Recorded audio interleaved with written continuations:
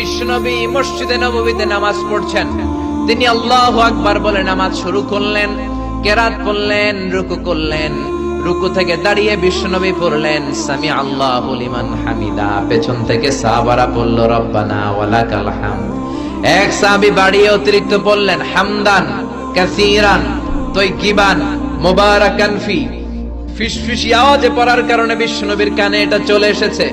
নামাজের পর বিশ্বনবী বললেন, আমি রুকু থেকে দাঁড়িয়ে পড়েছি সামি আল্লাহু লিমান হামিদা।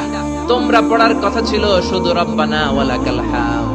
কে যেন একজন ফিসফিস আওয়াজে পড়েছো হামদান কাসীরান তাইয়িবান মুবারাকান ফি। কে পড়েছো? দাঁড়াও। কোন সাহাবী দাঁড়ায় না ভয়ে। বিশ্বনবী অভয় দিয়ে বললেন, কিছু বলবো না। কে পড়েছো? দাঁড়াও। এক সাহাবী দাঁড়িয়ে বললেন, ও নবী আমি পড়েছি। বিশ্বনবী বললেন, এটা তো আমি শিখাই নাই, কই পাইলা, কেন পড়ছো? সাহাবী বলে, নবী গো, আল্লাহর তাসবিহ অল্প পড়লে আমার পোষায় না, এই জন্য আমি একটু বাড়িয়ে পড়েছি। আল্লাহু আকবার। বিশ্বনবী বললেন, ভয় পেও না, বিচলিত হয় না।